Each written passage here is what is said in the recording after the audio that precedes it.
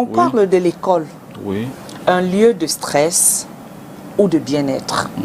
C'est notre thématique de ce jour. Et puis, moi, la première question que je voudrais poser par rapport à cela, c'est quels sont les facteurs justement qui contribuent, ou alors qu'est-ce que d'abord, oui, allons sur les facteurs. Est-ce que c'est un peu aller vite en besogne? Donc, quels sont les signes justement de stress et d'anxiété chez les élèves que les enseignants et les parents devraient surveiller?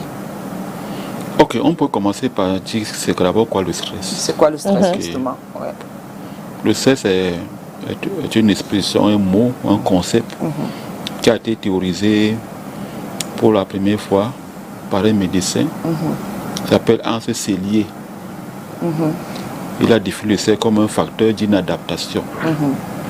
C'est-à-dire que l'être humain, l'homme, pris dans son individualité, il est appelé à interagir avec les différents contextes de vie, contexte familial, contexte professionnel, contexte relationnel, parce qu'on est seul. Bon, on a plusieurs situations de vie. Et ces situations de vie-là ont un impact sur nous-mêmes. On a les enfants, on n'arrive pas toujours à les contrôler. Oui. On a les collègues, on a des amis, on a un certain nombre de réactions face à l'environnement. Donc c'est par rapport donc à ces réactions face à l'environnement que l'individu réagit. Il peut avoir peur, il déprime, il a les maux de tête, ce qu'on appelle donc le stress. Donc il y a deux types de stress, il y a le bon, il y a le mauvais. Maintenant, il faut donc une formation appropriée pour partir du mauvais stress, c'est-à-dire pour éviter d'être bloqué, d'être inhibé, de ne plus produire, pour avoir un bon stress, pour être plus motivé, pour avoir un rendement. Parce que quand on voit certains sportifs, ils sont stressés. C'est-à-dire que j'ai une énergie positive qui me pousse à agir. Il y a d'autres qui ont une énergie négative, sont bloqués, sont inhibés. Je ne peux pas avoir un bon rendement. Donc le stress est là, on doit seulement apprendre à vivre avec le stress. Maintenant, au niveau de l'école, il y a les facteurs de stress. Puisque si on voit l'élève, on voit l'école. On voit le règlement intérieur, nous voyons les enseignants, nous avons beaucoup d'acteurs. Donc beaucoup d'enfants ont de la peine à s'adapter. Et nous voyons ce qu'on appelle les notes, les résultats scolaires. Donc les enfants n'arrivent toujours pas à être épanouis. Parce qu'il y a les relations entre le stress et le bien-être. C'est-à-dire que les enfants n'arrivent pas toujours à être épanouis. Les enfants n'arrivent pas toujours à s'adapter. Parce qu'il y a la personnalité. Il y a les enfants qui ont une personnalité, sont timides, sont introvertis. A contrario, il y a les enfants qui ont une personnalité ouverte aux autres. Donc il y a cet élément-là. Et on voit un certain nombre de facteurs qui ont été identifiés. Il y a la violence. De plus en plus, l'école produit de la violence. Parce que lorsque les enfants n'arrivent pas toujours à avoir le comportement souhaité, parce que devant un enseignant, il faut s'adapter à son style de personnalité. Devant un enseignant, il y a un apprentissage approprié, il y a une matière. Donc, il y a donc ce problème-là, l'élève qui est seul, mais il doit s'adapter par rapport à tout cet environnement. On peut partir même de la 6e. Les enfants sont partis de la notion d'un enseignant, d'un maître, pour au moins 10, 14 enseignants. Les enfants n'arrivent pas toujours à s'adapter. Les enfants n'arrivent pas toujours à avoir la réaction appropriée. Donc, maintenant, quand on regarde ces facteurs de stress, là, on voit la discipline. On voit peut-être l'usage de la chicotte qui est proscrit malgré le règlement intérieur la loi dit on doit plus utiliser les châtiments corporels. Voilà. Il y a le langage qui n'est pas bienveillant parce que les enseignants n'utilisent pas le langage bienveillant, le langage d'ouverture, le langage de compréhension. Parce qu'on a une situation de sureffectif. Il y a parfois le stress, il y a certains matières qui stressent. Les enfants viennent avec une représentation par rapport aux mathématiques, par rapport à l'anglais, par rapport aux secondes langues. Ils sont anxieux. Ils sont anxieux. Ouais. Les enfants viennent aussi à la maison avec d'autres problèmes, les problèmes familiaux. Peut-être il sort le matin, il n'a pas déjeuné, il a marché à pied. Donc, la discorde entre les parents. Effectivement. Qui jouent un donc, rôle. Les enfants viennent avec tout ça. Pour ça, il est important d'éduquer les enfants, de les comprendre, de les écouter. Mais ce n'est pas le rôle de l'enseignant d'écouter. D'accord. Vous pouvez dire que ce n'est pas son rôle premier. Son rôle premier, c'est d'enseigner. Okay. Pour ça que dans certains lycées, il y a les conseils d'orientation qui écoutent, qui rassurent les enfants. D'accord. Que les enfants viennent, ils s'ouvrent. Également en famille.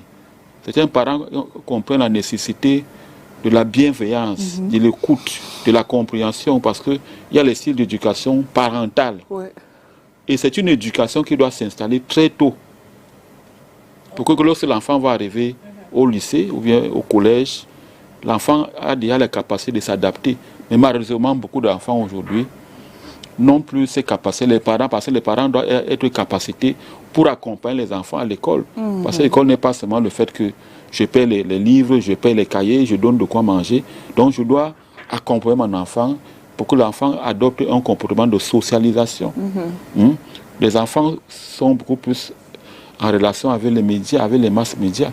Les parents ne sont pas toujours là. Donc quand on dit l'école est un lieu de stress, l'école ne devait pas être un lieu de stress. Mais si on dit l'école est un lieu de stress, on peut dire le stress positif. Ok, c'est-à-dire qu'on encourage les enfants à faire les efforts, on motive les enfants, mais l'école ne doit pas être un lieu où les enfants ont peur. Parce que beaucoup d'enfants ont peur, parce que j'ai un maître qui vient avec la chicotte, ça bloque l'intelligence. Ça inhibe, parce qu'on te met à genoux. Parce qu'il y a un certain nombre de facteurs, on va revenir là-dessus. Mais l'enfant doit se sentir bien dans sa peau. L'enfant doit aimer l'école. Parce qu'il y a le bien-être qui est recherché. Donc c'est un thème très, très, très important. Parce que l'enfant est bloqué au départ. Il faut maintenant débloquer l'enfant. Il y a certaines matières, il y a les examens, il y a la peur aux examens.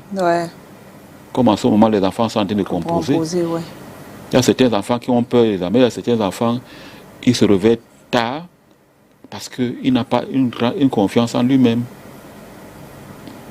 Ce qu'il a étudié, à un moment donné, les informations ne remontent pas dans le cerveau. Il n'y a pas de transfert, il n'y a pas d'appropriation de connaissances. Donc, le stress, c'est quelque chose de très intéressant, même nous les adultes. J'ai mon mari qui est violent, ainsi de suite. Il n'y a pas de dialogue. Donc, le stress peut être géré à travers le dialogue, à travers la communication, à travers les bons échanges. C'est comme ça qu'on gère le stress, mais on ne peut pas se débarrasser de ça parce qu'il y a le bon, il y a le mauvais. Bon, on veut plutôt éradiquer le mauvais stress, c'est-à-dire la mauvaise énergie, la démotivation, pour installer quelque chose un stress où on peut s'approprier. Je dois bien me sentir quand je me lève le matin. De plus en plus, vous voyez les enfants qui ont de la peine à se lever parce qu'ils se disent, je vais à l'école. Je ne me sens pas bien à l'école. Parce qu'il y a beaucoup d'enfants, les enfants disent, monsieur, je ne me sens pas à l'aise. Parce qu'on bavarde. Parce que mes camarades bavardent. Donc tous ces éléments-là, pris dans sa globalité, doivent être bien appréhendés pour que l'école, parce que c'est l'école qui doit trouver une réponse appropriée, parce que l'école devient un système. Voilà. So can we also say maybe another Factor could be overcrowding and maybe an airtight classroom or environment could also be a factor that contributes to stress, because there was one time I visited an establishment in Douala, a private establishment here in Douala. Trust me, I could barely even stay for a second. And is it a receptionist office? Why? Because it was so tight, so congested. Yes. And he had getting to the person's office even was so very small, so tiny, like air, we could not even get like circulation of air and everything. Could we also say maybe if classrooms are very crowded, schools are so tight, no airtight, it can also contribute to contribute to stress as well. Oui, Cathy, ça c'est une bonne lecture. Ce qu'on appelle les facteurs environnementaux. Environmental factors. Voilà. Maintenant, en amont, il faut donner l'autorisation à une école d'ouvrir.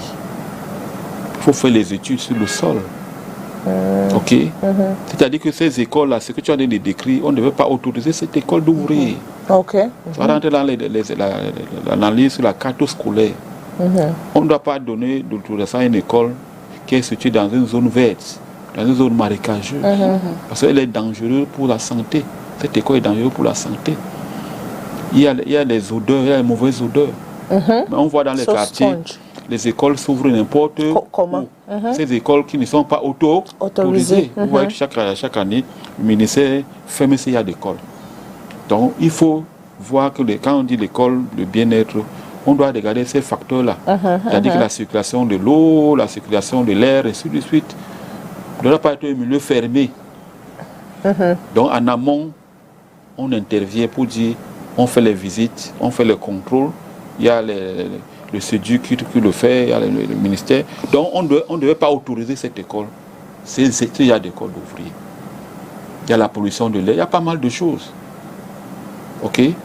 Maintenant, les personnels doivent être formés dans la bienveillance, dans l'accueil, surtout l'accueil. On ne doit pas frustrer. On doit t'écouter. Bonjour monsieur, bonjour madame. Sois la bienvenue. Il y a un langage, il y a l'empathie. On te rassure, on t'écoute. Mais les parents ne doivent pas choisir n'importe quelle école. Il faut d'abord faire une petite enquête. Oui, il y a des tout petits qui ont l'entrée en 6e. Tu peux d'abord visiter l'école. Tu as une idée des capacités d'accueil, des infrastructures de base. Tu as une idée d'abord même des toilettes. Voilà les éléments, les toilettes des filles, les toilettes des garçons. Donc je peux dire que ça, il faut les infrastructures. Okay. So can we say that maybe environment... Ils sont adaptés. So environment has is it a big role to play when it comes to the success of a student? Like before you enroll your child in an institution, you need to take into consideration the environment, the school environment, the different norms, what is needed in order for a child to be comfortable. Yes. So it has, okay. Mais ça rentre dans le dossier de la construction de l'ouverture d'une école. Okay. Quand tu ouvres une école, tu as un projet. Tu as à partir du plan d'occupation, à partir du plan de construction, on te donne l'autorisation. On regarde même le site. On sait qu'on est dans une ville, il y a beaucoup de pluies, des inondations. On ne peut pas choisir n'importe où. On a vu récemment, il y a les écoles qui s'étaient effondrées. Donc ça ne dépend pas de l'élève, parce qu'il y a les facteurs personnels, il y a les facteurs interpersonnels, les facteurs sociaux, les facteurs économiques. Mais ça, c'est les facteurs, il y a même les infrastructures. Okay. Parce qu'il faut même voir les ouvertures, les portes, les fenêtres, tout ça. Comment l'air va circuler. On est dans la journée mondiale de l'environnement, il faut planter les arbres pour que l'air entre. Parce que pendant la saison sèche, il y a les enfants qui suffoquent. Il y a les enfants qui sont allergiques aux odeurs. Parce que l'air ne circule pas. Mais les enfants ne doivent pas subir ce genre de phénomène.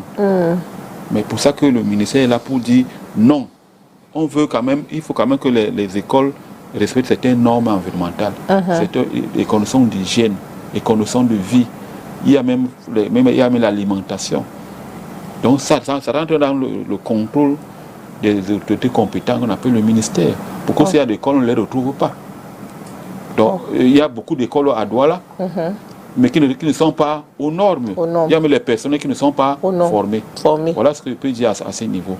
Donc on doit contrôler, on doit intervenir en amont pour qu'on ne voit pas ce genre de phénomène, il y a des facteurs à risque. Ce sont des facteurs à risque. On ne doit pas trouver ça. Il y a certaines écoles qui sont situées dans les zones industrielles, dans les zones marécageuses. Et bien sûr, il y en a beaucoup. Il y a les zones industrielles, soit de Bassa, soit de Bonabéry. On voit, il y a les inondations. On a vu l'école à papa, comment on appelle ça? Voilà. Mabanda. Voilà. Et les enfants, il y avait l'inondation. Bon, maintenant, étant donné que il faut rapprocher l'école de la population, des élèves, on doit tenir compte de ces facteurs-là, facteurs climatiques, pour construire des écoles, pour que les écoles respectent les normes environnementales. Okay? Mais il faut une expertise pour ça. On ne va pas dire que, bon, on ne va pas demander aux enfants de Mabanda de traverser le pont, mais on doit tenir compte de ces aléas climatiques pour que les écoles soient les écoles vertes. Maintenant, on a la notion des écoles vertes. Donc, c'est tout un plan qu'il faut mettre en place pour construire des écoles. Now, when we talk, is school, what's the topic again? They say, is school a place of stress or well-being? Now, I want to understand, first of all, before I get into my question, like, when we talk of well-being in terms of school, what does it, well-being, what does it mean? Oui, well-being, c'est le bien-être. OK. Parce que nous avons le troisième objectif de développement durable. Il faut promouvoir la santé et le bien-être. Maintenant, c'est un nombre de facteurs pour les élèves. Ou bien, qu'est-ce qui peut... Quand il y a certains enfants, on doit faire attention à quoi? D'abord, la vision. Il y a les enfants qui sont assis, ils ne voient pas. Ils ne voient pas bien, ils n'entendent pas bien. Il y a la difficulté de la vision. Il y a certains enfants qui n'entendent pas bien. Maintenant, en amont, qu'est-ce qu'on fait? On doit détecter ces enfants en difficulté. On fait attention également à l'alimentation, je l'ai dit. Oui. Il y a l'alimentation. Production durable, consommation durable. L'alimentation. Okay. Parce que les enfants peuvent être mal alimentés ou bien on peut vendre n'importe quoi à la cantine. Les enfants tombent malades. Il y a la peur. J'ai parlé tout à l'heure du facteur psychologique, il y a la peur. Il y a les enfants qui ont peur. Parce qu'il y a certains maîtres, certains enseignants qui ont une mauvaise réputation. Après, peut-être que tu es devenu une grande personne, tu vois ton maître là, tu le crois, tu ne le salues pas. Parce que tu n'as pas eu une bonne expérience, l'expérience n'a pas été une expérience positive. Nous avons on appelle le sentiment de bien-être, c'est-à-dire que je dois être à l'aise, je dois avoir une bonne adaptation. Nous avons d'autres facteurs, il y a le harcèlement moral. Tu vas trouver certains personnels enseignants qui sont insolents. Il y a le harcèlement moral, il y a également la violence envers les enseignants aussi, parce que les enseignants subissent la violence, les enseignants subissent aussi le harcèlement. Il y a les conditions de travail. C'est-à-dire que les promoteurs des écoles doivent mettre l'accent sur les conditions de travail. Par exemple, un enseignant, il fait cours, mais il n'a pas de bureau, il n'a pas de là où il peut s'asseoir. Nous avons la qualité de la pédagogie, la qualité des bâtiments, les fournitures scolaires. Il y a les relations avec les élèves. Il y a le style relationnel, le style pédagogique. Parce qu'on a au moins trois styles.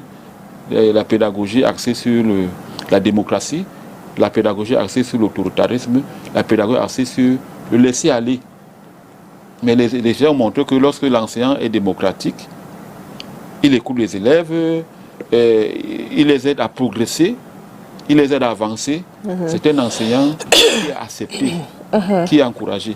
Bien sûr, dans ce facteur de stress, nous avons également les relations avec les parents. C'est un facteur extrêmement important. C'est-à-dire que j'ai dit tantôt qu'un parent doit aller d'abord faire une visite, faire une petite prospection, une petite étude, pour savoir que est-ce que l'école qu'il va choisir, et cette école va respecter les conditions de bien-être. Tel que les parents le font. Les parents doivent aller régulièrement rencontrer les enseignants, ou bien l'école doit organiser régulièrement les réunions des parents d'élèves et enseignants. Donc il y a ces facteurs-là. Maintenant, le chef d'établissement doit être à l'égard des violences des élèves, la violence des enseignants, la violence à l'égard des conditions de travail, je l'ai dit. Donc, ce sont des facteurs dont nous parlons aussi. Nous avons, si on peut classer, nous avons les facteurs psychologiques, c'est-à-dire quelle est l'image que l'élève a vis-à-vis de son école. Nous avons les facteurs psychologiques, c'est-à-dire l'enfant ne doit pas doit pas être anxieux, ne doit pas déprimer. Même en partant du matin, l'enfant doit se lever parce que l'enfant aime l'école. très tôt le matin, parce qu'il faut d'abord programmer le réveil. La plupart des enfants ont le problème d'abord de réveil, parce que beaucoup n'aiment pas l'école. On a fait cette étude-là. Au moins dans 9 établissements, on avait enquêté 1600 élèves dans les lycées de la ville de Douala. On s'est rendu compte que beaucoup d'enfants n'aiment pas l'école. Et dans ce sens, le parent doit informer l'élève, bien il doit discuter avec son enfant sur l'école à faire. Bon, malheureusement, on a très peu d'écoles publiques à Douala. On a énormément des écoles privées. Parce que d'après les données de la carte sur la communauté urbaine, on a à peu près 19% des écoles privées à Douala. Je veux dire, on a 19% des écoles publiques. Public, pas privé. Et 81% des écoles privées. Wow. Donc vous imaginez. Parce que au niveau des plans d'occupation de sol, il devient de plus en plus difficile de trouver un site pour construire une nouvelle école. Donc le privé domine. Il y a les écoles qui ne répondent pas aux normes. Donc, il y a les parents, puisqu'il faut préparer l'enfant, les parents doivent préparer l'enfant à s'adapter. Il y a les facteurs d'adaptation. Les parents qui sont en difficulté, il y a les parents en difficulté. Parce que de plus en plus, on a plus de parents qui sont en difficulté.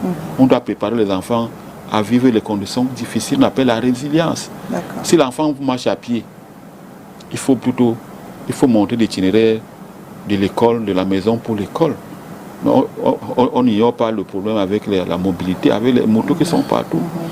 C'est-à-dire que sur le chemin de l'école, on va trouver le stress.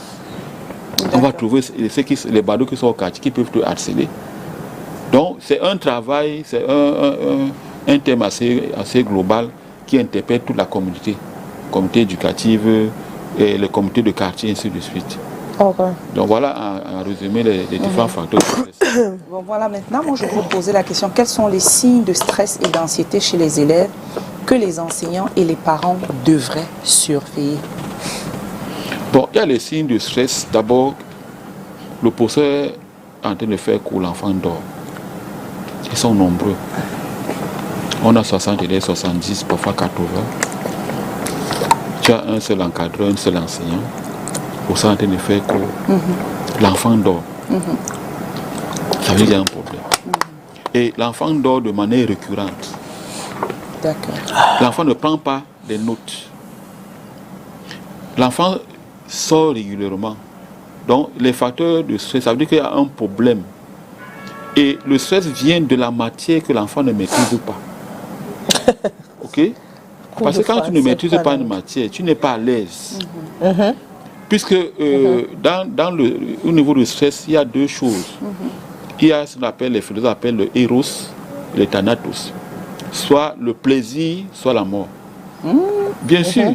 Puisque si je ne maîtrise pas une matière difficile, comment est-ce que je me perçois je me perçois comment? J'ai une perception négative. Je vais plutôt chercher à fuir la souffrance.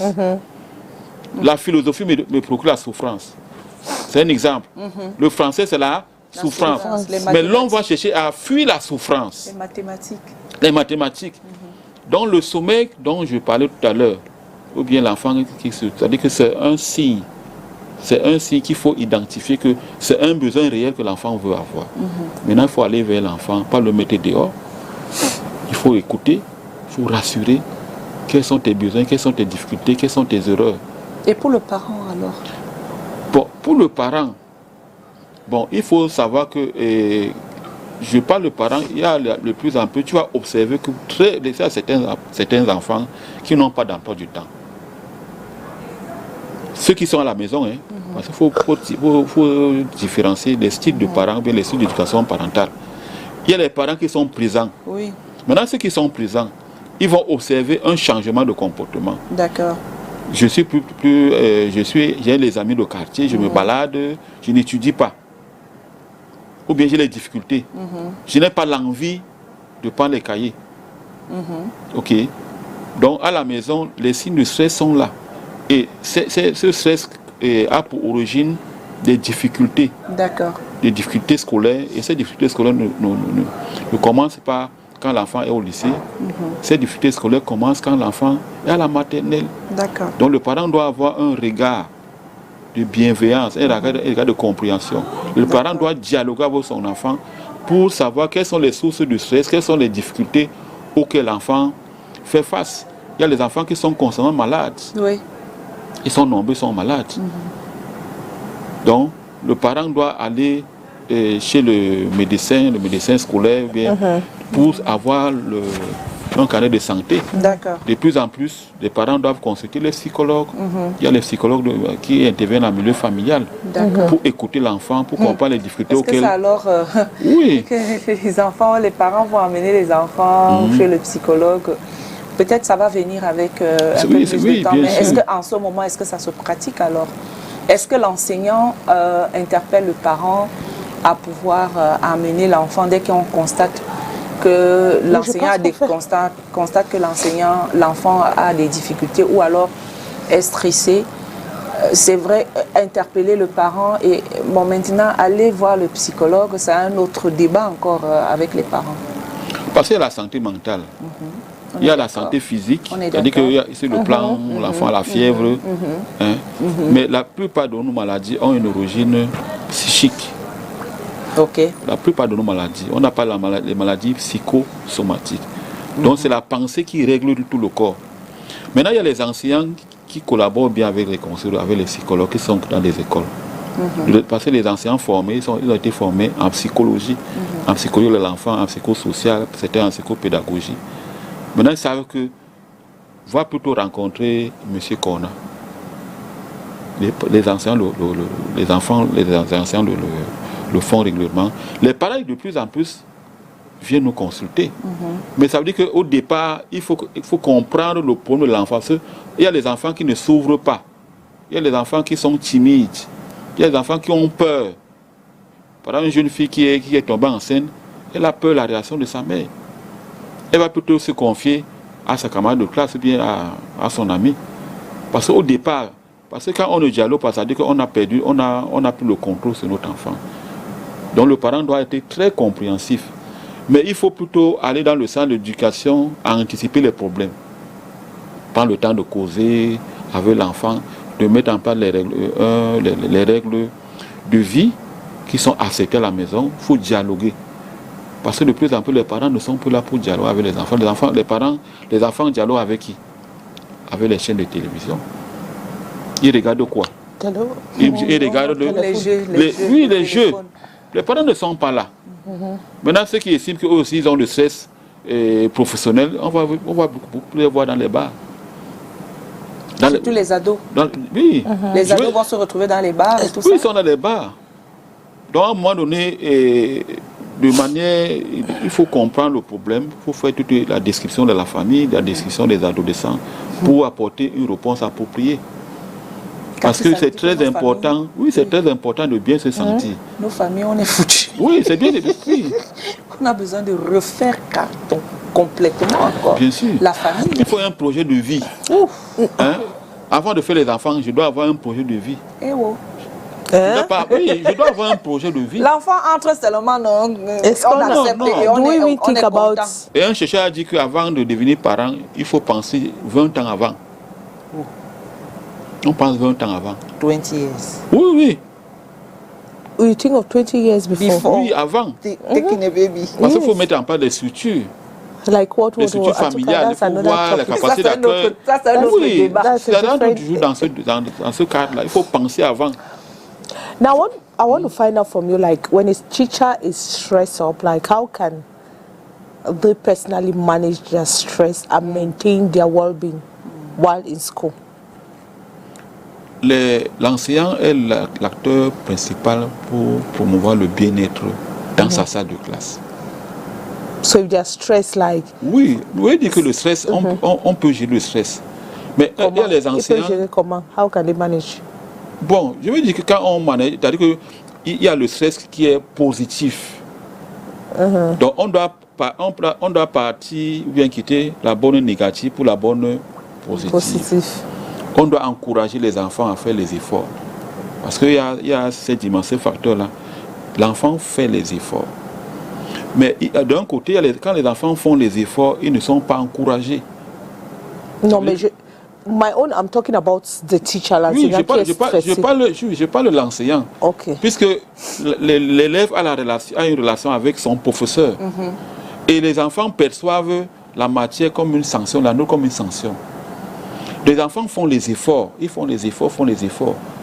Après, ils auront un mauvais retour, ils auront une mauvaise note. Maintenant, le rôle de l'enseignant, c'est d'encourager les enfants à faire les efforts. Pas seulement faire les efforts, mais il faut fournir les méthodes pédagogiques. Il faut dire à l'enfant pourquoi il a mal travaillé, pourquoi il a échoué. Pour que l'élève doit plutôt identifier la source de l'erreur. Donc il faut aller dans le sens des stratégies d'apprentissage, des stratégies d'enseignement. C'est à ce niveau-là que on apprend l'enfant à gérer le stress, à bien se sentir. Parce que la plupart des élèves confondent la matière avec le professeur.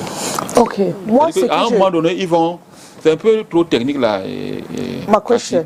Je dis que pour gérer le stress, c'est-à-dire que quel est le rôle de l'enseignant? L'enseignant doit d'abord donner l'envie. Non, pas le rôle. I didn't say the role of the teacher. Yes. No, he said to manage the stress. Oui. I mean, no, he didn't get my question. This is it. Let's say you, because sometimes you might leave your house with your own issues. But because you don't know how to manage that stress, that vex, you get to work, you start transferring aggression. Why? Because you had issues at home. That's why he was saying that the teacher is obliged to. That's why I'm asking, like, not everybody, because I've been a student before. We've seen teachers that will come to school because of their own issues they had back home. They start transferring aggression. Now my question is like, yes, how can that teacher, despite their own stress, maybe your own personal issue that you have, yes, how can you as a teacher manage your stress? L'enseignant doit d'abord avoir le sentiment d'être heureux. Ah bah. Ok. Je veux dire que c'est très important. Lui-même, il est aussi un être humain. Oui, je veux dire que l'enseignant doit avoir une bonne perception de lui-même. Parce qu'il a choisi la discipline. Parce qu'il y a certains enseignants qui n'ont pas choisi la profession enseignante. Ok. C'est-à-dire que lui-même, il se sent heureux. Il se lève chaque matin, il est à la classe à 7h30. Cet enseignant inspire la confiance. Les élèves viennent vers lui. Il donne des explications. Les enfants l'écoutent. Parce qu'on ne doit pas confondre les enseignants qui ont des problèmes, qui n'aiment pas le métier. Ok. Mais en amont, l'État doit mettre en place les bonnes conditions de travail. C'est ça. Ça, c'est ça. Maintenant, si les bonnes conditions de travail, s'il n'y a pas les bonnes conditions de travail, c'est ça. Il va être stressé, il va transmettre le stress. Non, il ne doit pas être stressé. Parce qu'il a choisi. On est d'accord. Le choisi, c'est le choisi. Non, je dis ceci. No, I want to ask a question. Why choosing? Did you know that maybe there will be a time where you won't be earning a salary? Like you won't earn. Non, je veux dire que il y a les conditions de travail, ça dépend, c'est le ressort de l'État ou bien des promoteurs d'écoles. Même l'UNESCO ou bien l'Organisation internationale du travail a fait les études montré que les enseignants ne sont plus heureux, ne sont plus épanouis. Maintenant, parce que si par exemple un enseignant, je pars en classe, je suis frustré. Je suis en train de construire, créer les conditions pour que je tombe malade. Donc l'enseignant n'a pas une raison objective de ne pas bien faire son travail. Ok. Comprenez? Parce que quand tu viens avec l'anxiété, avec les frustrations, tu insultes les enfants, tu es en train de créer les conditions pour tomber malade. C'est ce que je suis en train de dire, ça c'est la vision psychologique. Donc peu importe les conditions de travail, de vie, si tu acceptes, va faire ton travail. C'est pas facile. Hein? Non, c'est pas facile, même en milieu professionnel. Il y a un milieu professionnel. Il y a les maladies professionnelles. Il y a les maladies professionnelles. Lève-toi le matin, va faire ton travail. Maintenant, si tu estimes que tu peux trouver mieux ailleurs, tu pars. Parce que tu as choisi. Ça, c'est la dimension, on appelle ça, c'est la santé mentale, c'est l'épanouissement. Parce que si tu n'es pas épanoui, tu auras les conséquences. Tu auras les conséquences. Donc, un enseignant qui aide les élèves à gérer le stress, c'est un enseignant lui-même qui a géré son propre stress Voilà. d'abord. Un C'est un message. enseignant qui se sent d'abord bien dans sa peau. Voilà. Et il transmet un bon message aux autres. Mais cela va aussi dire, Mireille, qu'on doit même remettre en question notre mode d'éducation des enfants, qu'on doit rentrer à donner une éducation aux enfants qui leur permettent de faire face à l'adversité. C'est compliqué, Jean-Joseph. Oui, on doit éduquer les enfants à faire face à l'adversité. Parce que on est dans un contexte social, un contexte économique assez difficile. Il y a les enfants qui ne veulent plus faire les efforts. Parce que les enfants veulent la facilité. La facilité. Ouais. On doit tout les donner. Ouais. Ça, parce qu'à un moment donné, l'aisance matérielle, l'aisance financière, cette aisance-là, ou bien ces conditions peuvent leur refuser à tout moment. Donc les enfants doivent être éduqués, doivent être formés à vivre dans le manque, avoir l'esprit de manque. Si l'enfant dit que je ne peux pas aller à l'école si je n'ai pas l'argent de poche. Hein? Mais ils sont nombreux comme ça, non? Ils ne marchent pas à pied. Donc, dans notre société, quand on voit les adolescents, on voit les jeunes, ils ne veulent pas faire les efforts. Mais il faut une certaine éducation. Parce qu'il n'y a aucun parent au monde qui va refuser quelque chose à son enfant. Il n'y a aucun parent.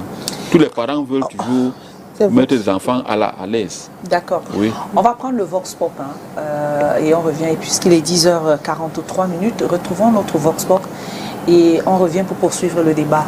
À toutes. L'école est un jeu parce que les enfants réfléchissent beaucoup pour apprendre. Pour les matières, pour que les enfants ont le stress. Pour moi, c'est un lieu de bien-être pour nos enfants parce qu'ils partent là-bas pour l'éducation. Pas l'éducation, je ne sais pas où on va. L'école, c'est bien. On ne va pas là où il y a stress. Je pense qu'aujourd'hui, au regard de tout ce qui se passe, l'école a perdu de son rôle. Parce que je suis tenté de penser que c'est le stress maintenant. L'école stresse les enfants. Pas seulement les enfants, même les parents également. Parce que au lieu d'être un lieu d'éducation comme avant, c'est le stress. Les enfants sont stressés par leurs camarades, stressés par les enseignants qui sont plus ou moins bien payés, stressés même par la famille parce que le père sort le matin, la maman sort le matin, parfois il se retrouve le lendemain et même pas. Alors comment l'enfant peut être content quand il part de chez lui étant fâché? Il arrive à l'école, son camarade le frustre, l'enseignant même, le ventre creux. Or que normalement, l'école devrait être un lieu d'épanouissement. Et je crois même que c'est un lieu d'épanouissement aussi, parce que au-delà de tout, l'enfant réussit quand même à tirer son épingle du jeu. L'enfant qui sait ce qu'il recherche, il réussit quand même à tirer son épingle du jeu. Bon, au-delà de tous ces stress-là, parce que la maman n'est pas en harmonie avec le père, bon, l'enfant doit gérer tout cela. Mais comme une mère poule qui sait couvrir ses poussins, maman à des moments sait comment calmer son enfant pour le ramener à la raison. Et je crois que l'enfant finit toujours par comprendre. L'école doit être et est un lieu de bien-être. Et ce qui est bien-être ne devrait pas faire naître le stress. Parce qu'il s'agit d'un avenir, il s'agit d'une vie. Et moi je pense qu'un enfant qui n'a pas été à l'école est un tremblement de terre dans l'avenir. L'école est le début, l'alpha et l'oméga de toute existence d'un homme sur la terre. Une chose est d'apprendre, une chose est de savoir. Quand la Bible dit que le peuple périt faute de connaissance. Et la connaissance est à l'école. C'est à l'école. Partie des parents. Les parents donnent une partie d'éducation, mais c'est l'école qui forge dans l'homme. Parce que l'homme naît comme un animal. Il faut donc lui donner une ligne de conduite, comment vivre en société et comment se prendre soi-même en charge. Et un enfant qui n'a pas été à l'école, c'est ça que nous vivons aujourd'hui, la corruption, parce que quand on sait que rendre un service derrière un bureau administratif est un devoir, ça ne devrait pas être payé. Donc l'école est source de bien-être, un milieu de bien-être et non le stress. En plus, un enfant ne devrait pas connaître le stress parce qu'il a mangé, il mange, il dort, on s'occupe de lui en matière de santé. Pourquoi stresser? C'est les hommes qui stressent parce qu'ils sont ils n'ont pas ce qu'il faut pour leur bonheur. Hein? Et parce que les charges dépassent la voie et le stress naît. Pourquoi un enfant devrait être stressé alors qu'il bénéficie déjà d'un encadrement familial, sa santé assurée, son alimentation? D'où vient le mot stress? C'est incompatible avec l'éducation.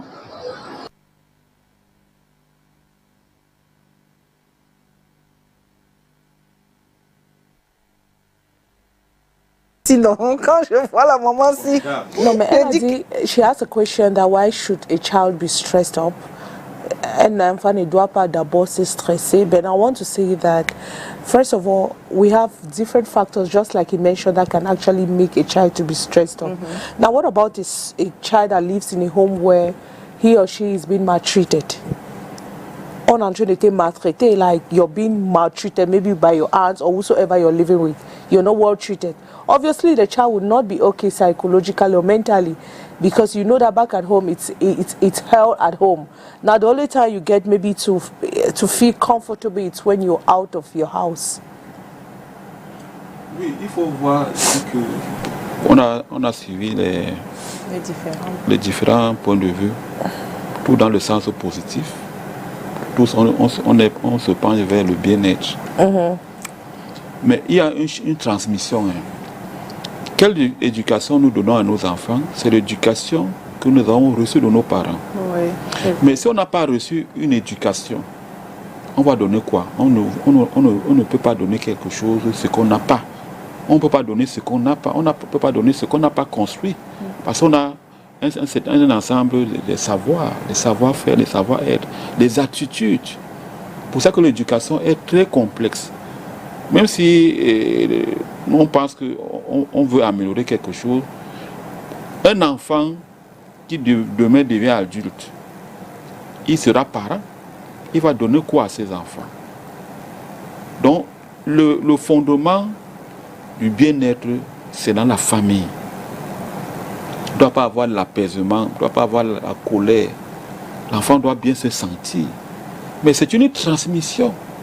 Mais si au départ, les parents n'ont pas installé ça, on va seulement vivre ce genre de choses. On va seulement constater des dégâts, la violence, le harcèlement. Maintenant, on parle d'autre chose aujourd'hui.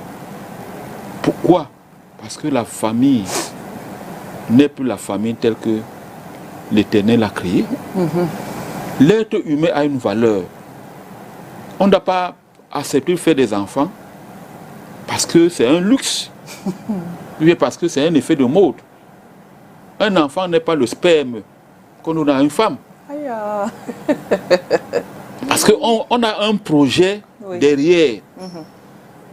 Donc, voilà. C'est une thématique qui est transversale, ça a les relations. Vous avez vu cette dame qui s'est exprimée. L'homme doit être protégé. L'État doit jouer son rôle. Mais, Mireille Grace, vous imaginez combien de personnes entrent à Douala chaque jour? La communauté urbaine dit que par an, Douala reçoit au minimum 120 000 personnes qui partent des communautés de la zone rurale pour chercher quelque chose. Mais la plupart, est-ce que l'enfant aujourd'hui c'est une valeur? L'enfant n'est plus une valeur. Est-ce que l'école a encore une valeur? Pour ça qu'à un moment donné, on doit s'asseoir pour dire quelle est la vision que nous voulons donner de l'éducation, de la formation, de l'homme dans sa globalité. Moi, j'ai une question. Oui. Moi, ma question, c'est quelles sont les stratégies efficaces pour aider justement les élèves là à gérer le stress et l'anxiété liés à l'école? Les stratégies efficaces, ça rentre dans les missions des conseils d'orientation. Ah, conseiller d'orientation. Oui. Il y a ce qu'on appelle la préparation psychologique. Quand l'enfant arrive à l'école en rentrée, il y a ce qu'on appelle l'aide à l'adaptation scolaire. C'est-à-dire qu'il y a les normes et les valeurs que le conseiller s'attelle à transmettre. Parce que beaucoup d'enfants ne maîtrisent pas le règlement intérieur. Si l'enfant est désobéissant, parce que les enfants qui ont un problème avec l'autorité, l'enseignant est une autorité. Il y a d'abord l'autorité familiale, il y a l'autorité enseignante, il y a l'autorité institutionnelle. Il y a les enfants qui rejettent l'autorité. Donc notre rôle, c'est d'abord d'amener l'enfant à comprendre les normes qui sont établies. Maintenant, ces normes sont établies, on doit expliquer le fondement, l'importance de s'adapter. Maintenant, il y a également au niveau des relations, c'est-à-dire l'éducation des pères, on voit constamment les bagarres, ainsi de suite. Donc, c'est d'abord le premier aspect. La deuxième stratégie, ça rentre au niveau des apprentissages. C'est-à-dire que l'amour de l'école. Parce qu'un enfant qui se sent bien intégré dans sa peau, un enfant qui aime l'école, un enfant qui a les bonnes stratégies d'apprentissage, un enfant qui a un emploi du temps bien établi, c'est un enfant qui ne sera pas violent. La violence ou bien le signe négatif vient du fait que on n'est pas à l'aise, on n'est pas en sécurité, on ne se sent pas bien. Soit on dort en classe, soit on commence à fuguer, soit on commence à consommer la drogue, et ainsi de suite. Donc, le dominateur commun du bien-être, c'est la matière, c'est-à-dire que c'est la discipline scolaire. Mais c'est une résultante d'avoir le fait d'avoir une bonne relation avec son professeur, avoir une bonne relation avec ses camarades de classe. Donc cela s'apprend. Il faut donner l'envie aux enfants d'aimer l'école. Aujourd'hui, l'école a des concurrents. On a les concurrents avec le football. Tous les enfants pensent à devenir footballeurs. C'est pas ça? C'est vrai. Il y a les concurrents. Donc l'école est en train d'être... L'école a des concurrents. L'école de plus en plus. Les enfants ne se représentent plus. Que plus tard, je peux devenir quelqu'un de bien. Donc il faut avoir une bonne vision, il faut se projeter. Parce que pour dans le bien-être, l'enfant doit avoir une bonne projection. Mais comme on est dans une société qui se cherche, on doit beaucoup plus enseigner les enfants à résoudre les problèmes concrets, les problèmes économiques, les problèmes sociaux, les problèmes familiaux, même les problèmes scolaires. Parce que tout n'est pas donné. Parce que nous sommes encore dans un environnement où la pauvreté sévit. Parce que le taux de pauvreté au Cameroun est très élevé. Donc, si l'enfant peut évoluer dans un environnement de paupérisation, de vulnérabilité, on doit apprendre à cet enfant à vivre avec ça. Même si le stress, même si le stress est là. Mais on dit à l'enfant que certes, tu ne peux pas tout avoir, parce qu'il y a les enfants qui envient. Parce que tu as trouvé à l'école, tu as trouvé les enfants des pauvres, les enfants des riches, il y a plus d'enfants des pauvres. Yes. Donc il ne faut pas aller, on doit passer, même si tu es pauvre, tu ne dois pas aller dans le sens des déviances. Mr. Kona, before we go, I just want, because based on that last woman's question, I just want to find out now, in what ways do positive relationship between the teachers, parents, peers contribute to a supportive school environment and well-being of the student? La contribution des parents. Yes, the relationship, positive relationship between teacher, student, teacher, parents and peers. Ça rentre dans ce qu'on appelle la carte, ce qu'on appelle ça. Briefly, oui, le climat, c'est le climat scolaire. Dans le, on appelle comment? Il y a une relation qui doit être bâtie entre les enseignants, les élèves et les parents. Okay. Ça veut dire qu'on doit implémenter, c'est ce que la loi demande de faire les réunions des parents d'élèves. Okay. Donc on doit encourager les bonnes relations entre le parent avec les autorités, avec les enseignants. Okay. Parce qu'il faut le dialogue. D'accord. Il y a maintenant aujourd'hui, on a les WhatsApp. Et certaines écoles ont mis en place They have their group. les groupes WhatsApp pour échanger. Donc on doit encourager cela. Merci. Mais on ne doit pas seulement appeler le parent pour le gronder. Voilà, merci Monsieur Kona, c'était super intéressant. L'école peut être un lieu de stress ou de bien-être, mais avec de bonnes stratégies et le soutien approprié, les élèves peuvent réussir à s'épanouir. Nous espérons que cette émission vous a plu et vous a fourni beaucoup d'informations utiles et des pistes de réflexion tant pour les enseignants que pour les élèves aussi maintenant et les parents aussi. Je voulais dire merci d'avoir été des nôtres et surtout on se retrouvera mercredi prochain encore sur une thématique liée à l'éducation des enfants. Merci Monsieur Kona d'être passé sur ce plateau. Surtout que la conclusion que l'école est un lieu de bien-être. L'école est un lieu de bien-être, voilà. Ceci devrait être si tout le monde, les parents, enseignants et élèves, y mettaient des leurs. Ça doit être un objectif à atteindre, ou bien à rechercher. Merci. Cathy, nous on se retrouve demain avec le révérend Messina. Ce sera sur une thématique bien sûr qui fait la une de l'information aujourd'hui, des faits divers de ce jour, et on regardera sur le plan spirituel. Nous vous retrouverons demain quand il sera 10h, Cathy, Tonton Calvino et bien sûr Mireille Grasse. Restez en compagnie des programmes de STV. Dieu vous bénisse. Ciao. Bye bye.